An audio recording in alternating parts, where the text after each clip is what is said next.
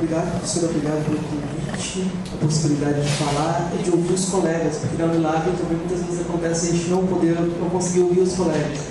E uma coisa que eu percebo também é esse encontro com professores da Unilab e fora da Unilab, tem talvez o efeito de um olhar estrangeiro para a própria Unilab, por importância do projeto também, né? A gente sai, vê os alunos e vê essa possibilidade de falas e novas configurações do próprio saber. Na minha fala, eu vou tentar... eu não vou ler um texto para vocês, eu vou tentar falar com vocês, eu vou tentar propor um diálogo. Isso também é uma tentativa de uma postura diferente de comunicação, uma coisa que sempre me incomodou nos congressos de filosofia, nos congressos em geral, é que geralmente o autor chega, vai apresentar seu trabalho, coloca o papel em cima da mesa, conversa um pouco sobre a pesquisa, e nessa conversa ele fala com o público. Depois ele abaixa os olhos e dá um salto transcendental para o universal da leitura. E quando ele está lendo, ele está no universal. E ele vai se ouvindo, na medida que vai se ouvindo, ele vai se comentando. E ele vai se comentando, quando ele se comenta, muitas vezes os momentos mais ricos para a gente é quando ele se comenta, quando ele sai do papel para poder falar de novo com a gente. Porque nós também, quando a pessoa está lendo, é muito difícil acompanhar, nossa atenção se esvai, né? Então eu peço um pouco de perdão de vocês para todos os problemas que a oralidade traz, né? Mas é a tentativa de produzir um diálogo. Nesse sentido, não tem nada de original. Eu acho que tem um filósofo norte-americano chamado Cornel West, afro-americano, ele reivindica que para você pensar a partir desse lugar, ele reivindica esse direito da fala improvisada, da fala do griot. Né? Eu não reivindico essa potência toda da fala, mas eu reivindico essa potência do diálogo e uma crítica em relação à nossa posição acadêmica também. Né? Meu tema é justamente a epistemologia, né? E eu falo de um lugar diferente. Eu falo como brasileiro, alguém que estudou filosofia no Brasil e que teve muita dificuldade na formação de poder pensar seu contexto. Existe um escritor norte-americano, Foster Wallace, que tem uma palestra para o curso de Humanidades no final do curso, e ele começa a palestra com uma imagem bem interessante. Ele fala assim: imagine dois peixinhos nadando e ele encontra um peixe mais velho. O peixe mais velho vê os peixinhos alegres e comenta: a água tá boa hoje, hein? Os peixinhos passam, dão atenção, depois comentam com o outro: que coisa que é essa chamada água? Geralmente a gente não sabe do contexto que a gente está vivendo. A gente não sabe naquela água que a gente nada. E muitas vezes a filosofia aparece como algo assim, né? Quando a filosofia acontece realmente, nós começamos a pensar nosso contexto. E muitas vezes a filosofia, como é nos ensinada, nos leva para longe do nosso contexto, para o contexto de uma fala que não é nossa, para o contexto de uma língua que não é nossa. Nós aprendemos a falar em grego, línguas estrangeiras, e não aprendemos a pensar e conversar com o nosso colega do lado. Não aprendemos a pensar a nossa realidade. Quando eu falo em realidade, é algo, não quero ser positivista de forma nenhuma, mas para fazer filosofia brasileira, é necessário pensar a experiência africana que faz parte dessa filosofia brasileira. Mas eu tenho que levar em conta que eu não sou africano. E as minhas experiências, elas são situadas... eu pessoalmente sou goiano, né? E eu sempre penso nesse lugar, Goiás. Né? Então eu sou representante da filosofia goiana da escola de Jataí, bem específica, assim, quase como um pré-socrático, né? A partir dessa posição, a gente vai acumulando experiências, vai tentando crescer. Não sei se a gente alcança alguma universalidade, mas a gente tenta pensar com nossa vivência. E nesse sentido, estar na Unilab provoca um deslocamento epistemológico, sim, porque o que a gente chama de filosofia, o que a gente estuda como filosofia, quando você pensa a palavra já filosofia africana, já parece uma contradição em termos. A filosofia não é universal? Como pode existir uma filosofia africana? Mas o mesmo movimento de pensamento acontece quando falam de filosofia brasileira. Alguém fala assim: existe filosofia brasileira? E eu sempre reivindiquei, não é uma novidade, essa reivindicação de pensar no próprio contexto, né? E é difícil ter ferramentas para isso. Então, me parece, assim, o que eu sinto é que dialogar com filósofos africanos, tendo esse esforço de pensar a África, é uma possibilidade de olhar entre culturas para me fazer ter um olhar mais simples sobre o Brasil. Eu vou poder olhar de volta para a minha realidade e aprender nesse olhar cruzado, né? Não é uma tentativa de fuga, porque os problemas de alguém que está no Sul são muito parecidos. Quando a gente pensa na negritude, a indicação, o negro tem emoção enquanto o europeu tem a razão. E o homem cordial? Qual a diferença do homem cordial em relação a isso? Você se coloca no lado da emoção e deixa a razão para os outros. Parece que eles não somos nós. Então, tem muitas semelhanças que precisam ser pensadas até em estruturas narrativas que nos prendem em situações de inferioridade, né? E na medida que nós percebemos pontos em comum, nós percebemos diferenças também e percebemos isso em vivência na Unilab. A Unilab o único lugar que eu podia falar de filosofia africana com alguma autoridade, com alguma vivência, o que me autoriza a falar de algo de filosofia africana é essa vivência com meus alunos. E essa vivência eu agradeço as possibilidades de diálogo, as possibilidades de conversa, agradeço esse enriquecimento que sempre está acontecendo, principalmente nos corredores. Então, meu tema de hoje é a filosofia africana em busca da diversidade. Quando você começa a desenvolver a filosofia africana de forma mais academicamente representada, surge um livro no começo da década de 90 chamado Filosofia Africana em Busca da Identidade. Eu reconheço esse livro ainda como um grande manual para quem quer se aproximar da filosofia africana. Ele não está traduzido em português, ele existe em inglês, do Dismas Mazolo. E essa busca de identidade marca um primeiro momento, a primeira possibilidade de filosofia africana. Porque a filosofia africana não começa do espanto, do maravilhoso, da ordem do mundo, não. A filosofia africana começa com o espanto, com o estereótipo e com a não identidade, não cidadania a que relegam os negros. Então, a filosofia africana começa com reivindicação de racionalidade, né? Então, ela começa já com uma postura que precisa ser reativa, né? Ela precisa ser reativa, né? E a minha fala chama a filosofia africana em busca da diversidade. Esse momento de reação, de certa forma, começa a ser superado e a gente precisa pensar outros lugares e outras possibilidades para a África.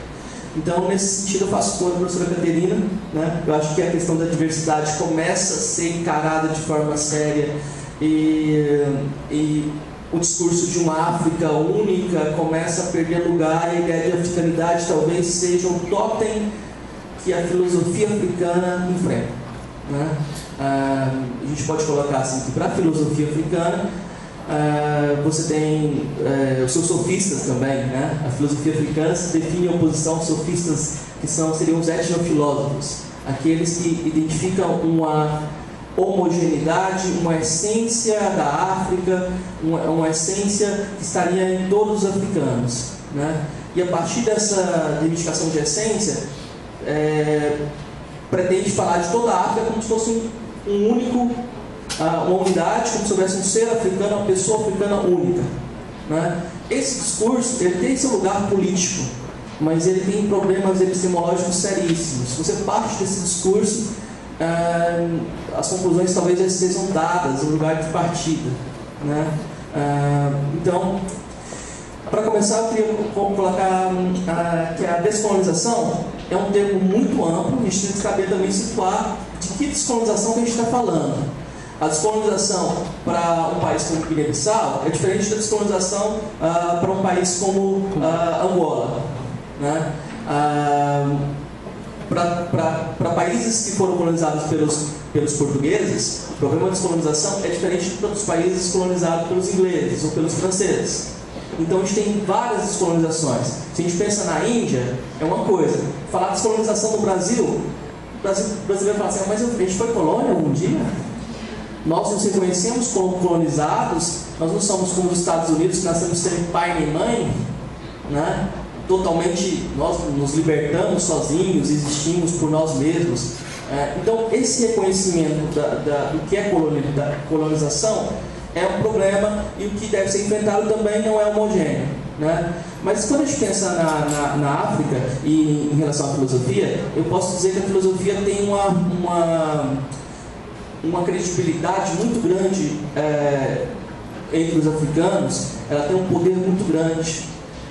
Geralmente meus alunos africanos valorizam muito a filosofia, e eu queria dizer que eles valorizam talvez pelo motivo errado, porque dentro do processo de descolonização foi necessário que alguns líderes se apropriassem da filosofia para criar um discurso que se voltava contra a colonização, que daria unidade aos povos que estavam buscando libertação. Esse discurso de reis filósofos africanos, que não tinham uma formação técnica profissional em filosofia, teve importância política muito grande, né, nesse processo de libertação. Reis filósofos, a gente sabe que quando a gente fala rei filósofo, está falando de Platão. E Platão não dá muito espaço para outros diálogos. O rei filósofo não tem duas teorias. Então chegou, conquistou a descolonização, partido único, e todo mundo com a mesma filosofia. Então isso não é um grande mérito filosófico, né? Se a gente pensar nesses termos, né? O espaço para divergência, o espaço para crescimento já estava cerceado, né? Então essa imagem de buscar filosofia para ter o poder político do rei filósofo, para saber o que é a verdade e dizer a verdade para os outros, é uma imagem ruim da filosofia, né? O filósofo não tem esse poder de verdade, não tem esse poder de separar aparência e realidade, e nem deveria reivindicar. Ele passa por ridículo quando ele tenta fazer isso, né? Então a gente passa para o segundo ponto: como não propor uma descolonização da mente. Geralmente a gente fala assim, vamos colonizar então o nosso pensamento, então vamos parar de citar tudo que é europeu, nada que é europeu nos serve. Esse caminho de descolonização da mente é um caminho cartesiano. É aquela crítica que o Descartes falava, vou esquecer tudo que me ensinaram. E a gente sabe que esse caminho cartesiano não funciona, porque ele não esquece da língua dele, ele não esquece toda a culturação que ele teve anteriormente, o que foi necessário para ele produzir aquele discurso. Então esse caminho de descolonização total, ele parece ingênuo, não nos serve. Eu acho que não nos serve. A gente tem que ser um pouco críticos quando vem esse tipo de discurso. A nossa formação precisa de dialogar com outros olhares, né?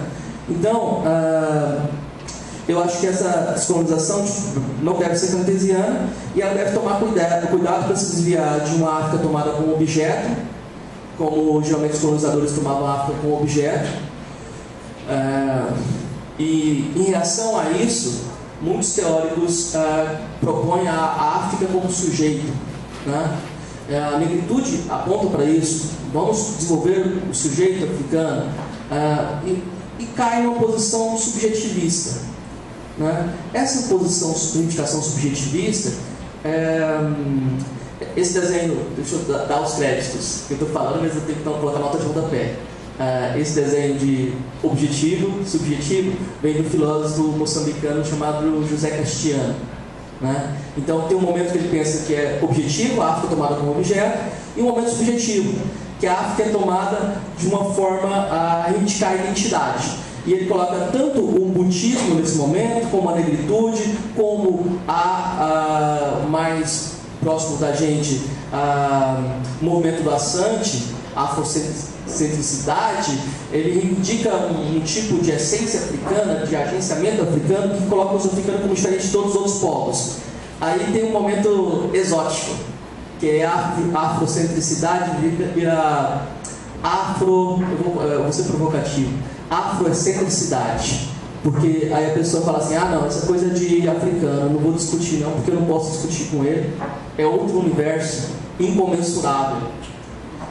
Você se isola então. Ninguém pode conversar com você porque você tem uma diferença que é tão diferente que não é capaz de comunicar, né?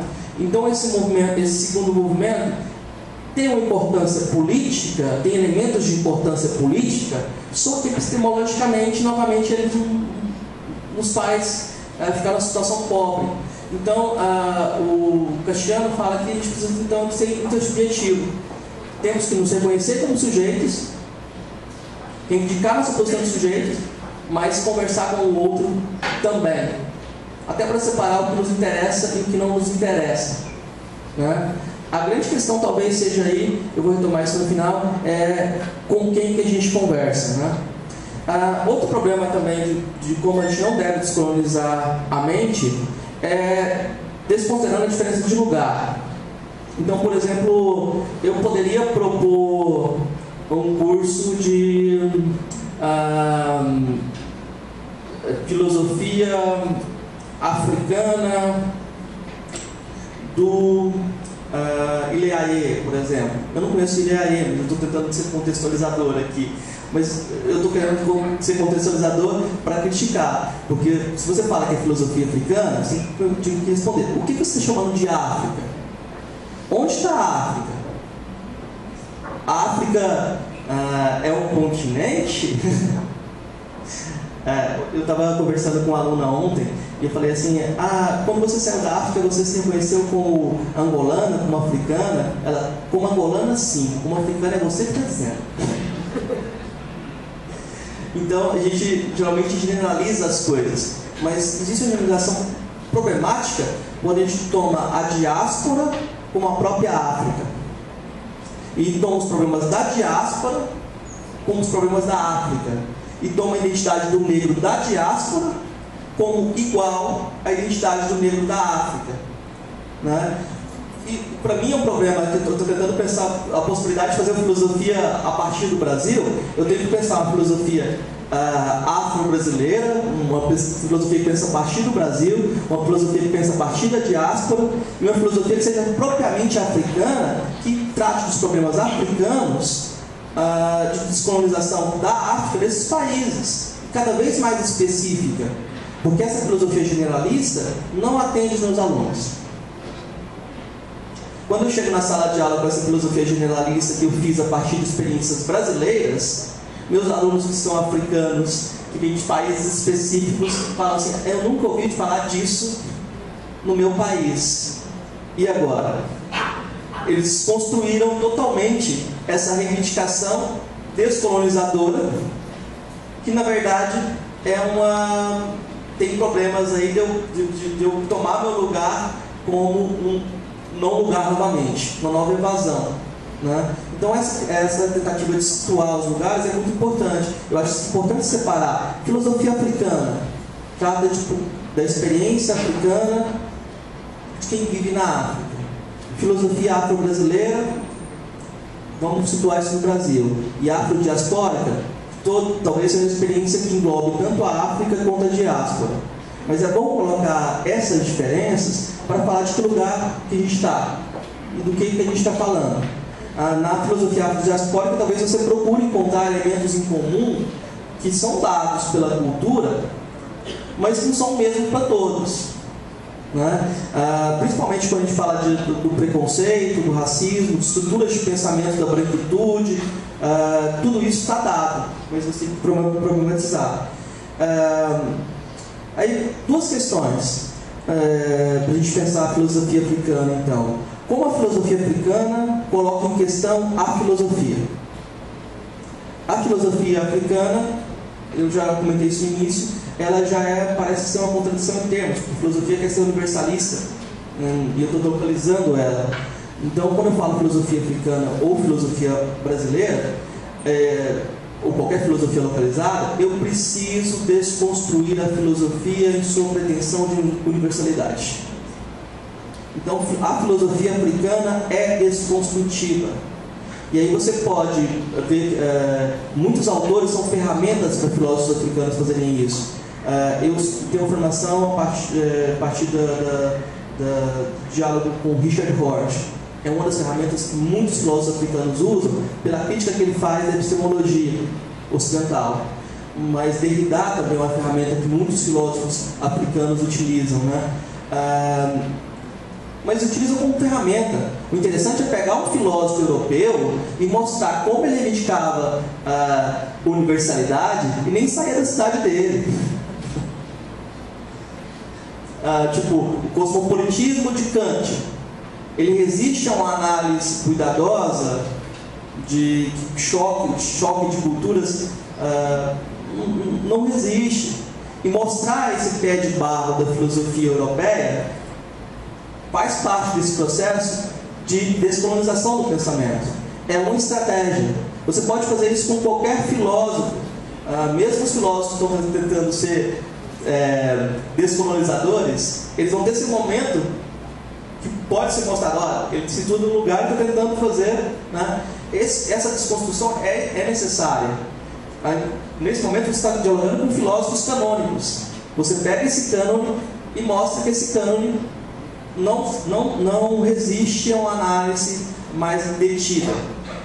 Você pode fazer isso com outra estratégia. Tem um filósofo, o Yerodru, que ele promove uma outra estratégia bem interessante, que é você usar as línguas africanas para mostrar que isso que é dito universal não é universal. Então, por exemplo, penso, logo existo. Mas existem línguas africanas, diversas inclusive, em que a existência é necessariamente algo que está dado no mundo. O predicado de existência está ligado à espacialidade. Então não é possível pensar o que Descartes pensou. E se eu tentar contar essa história do Descartes para alguém que viveu, era um peixinho que nadava nessa água, ele vai falar, que absurdo, tem alguma coisa muito errada aí. E se a reivindicação é de universalismo, essa tradução entre linguagens mostra que a coisa não funciona bem assim. Esse é o tipo de tarefa que eu acho que valoriza as culturas tradicionais e pode ser feita e refeita. Tipo, o que é verdade numa língua, tal língua tradicional, né? O que ele chama de conhecimento na minha língua tradicional. Então é uma forma de apropriação que depende muito da vivência da pessoa, né? Por outro lado, a gente pode fazer outra questão também que muitos filósofos africanos enfrentam. Como a filosofia africana coloca em questão a África. E aí você tem um questionamento sobre a construção da ideia de África. Como a África foi narrada dentro da história da filosofia, como a África é pensada, como a África foi representada, como um lugar de não história, não pensamento, como o negro foi reduzido ao não sujeito, né? Como certos discursos foram reificados e colocados como verdade. Então, esse segundo caminho, você começa a desconstruir as narrativas sobre o que é a África. Um exemplo desse discurso, desse tipo de possibilidade, se você pega Temples, que é o Plácido Temples, que fez a filosofia Banto, que foi um dos princípios colocado como princípio da filosofia africana. Eu já não gosto de colocar a filosofia Banto, eu já estou me questionando muito sobre isso, porque um belga vai lá e conta a história da filosofia Banto, faz uma metafísica da filosofia Banto, é o princípio da filosofia africana. Mas se a indicação de racionalidade dos negros, por que eu não posso pegar Dubois, outros autores diaspóricos, que depois vão refletir na própria África, vão criar o panafricanismo, né? E colocar esse começo da filosofia africana, talvez também fora da África, mas a partir de um negro, né?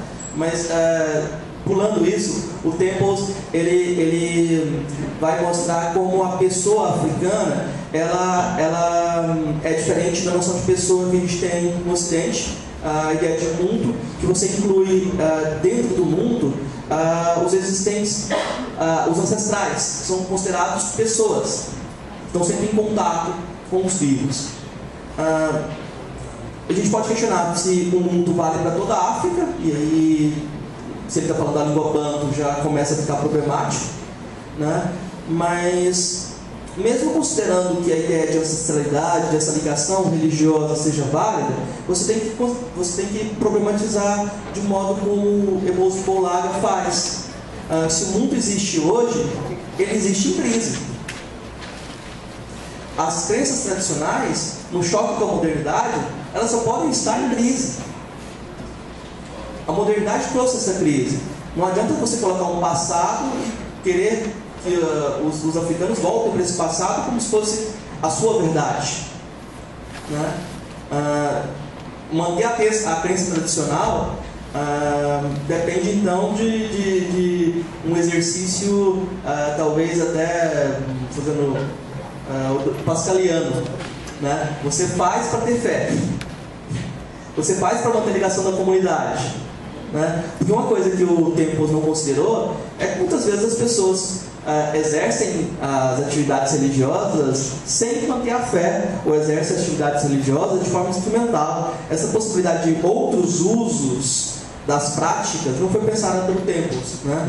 Então, esse questionamento do que é África seria um segundo passo. A gente questiona o que é filosofia, questiona também o que é África quando toca a filosofia africana. Então, para concluir, eu vou reivindicar sempre, eu acho que é necessário reivindicar e reconhecer um etnocentrismo necessário.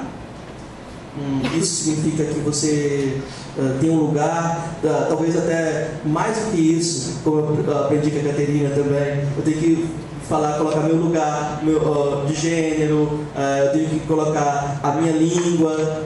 Tudo isso tem que ser colocado nesse etnocentrismo necessário, para ter uma fala epistemologicamente consistente, né?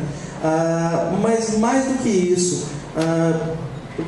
conversando com... Eu estou fazendo um projeto de entrevista com alunos para que eles contem as histórias deles, sobre como eles chegaram no Unilab. Cada um tem uma história muito diferente, mas cada um vai se narrar como uma espécie de herói, né? Isso é algo muito interessante, estou aprendendo muito com isso. E eu conversando com a aluna, ela comentou assim: quando eu cheguei aqui na cidade, eu achava estranho e não queria me aproximar das pessoas porque elas me olhavam como a africana. E de certa forma me senti como um objeto de circo. Melhorou. Isso esse alerta eu tenho feito muitas vezes com meus alunos. Vocês vão ser chamados para dar palestra, para falar em todos os lugares, porque as pessoas querem ver africanos. Os meus alunos reclamam. Alguns alunos falam assim: eu fui em tal lugar, a diretora da escola reclamou porque eu não estava vestido como africano.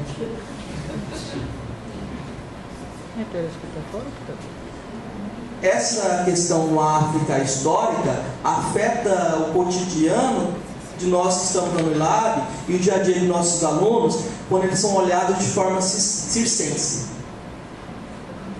com aquela curiosidade maldosa. Existe uma grande necessidade de ser curioso com o outro, mas essa curiosidade tem que vir junto com o respeito por identidades e por diferenças. Isso eu posso dizer que é o cosmopolitismo necessário, né?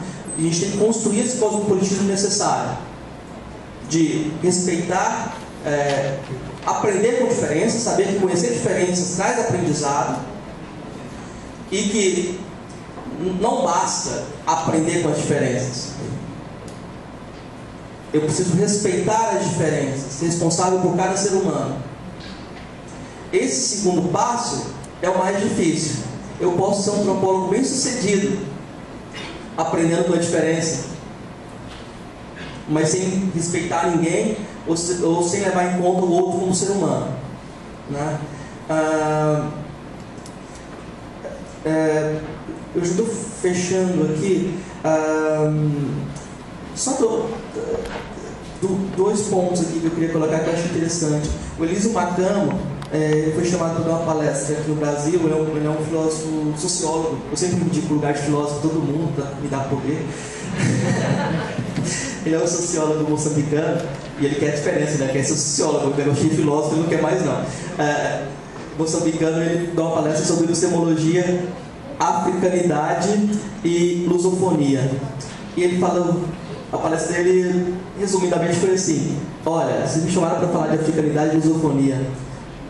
Epistemologicamente, o melhor que eu posso fazer é não falar disso. Porque o que é africanidade? O que vocês estão querendo, me colocando aqui para falar sobre algo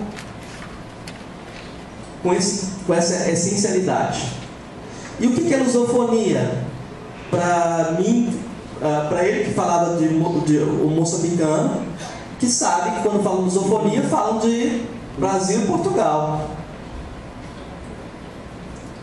Então, esse questionamento deve ser feito e é parte do nosso problema lá no Unilab. Até que ponto nós colocamos a lusofonia como regra e como isso é incontornável também, né? Outra só notinha para fechar, e essa talvez mais polêmica. O filósofo Achille Mbembe estava dando entrevista esses dias. Perguntaram para ele assim: quais valores africanos universais, quais valores africanos você acha que são importantes para a globalização? Ele falou: eu estudo há muito tempo, eu viajei, estudo muito a África, e até agora não sei se existem esses valores universais, valores africanos.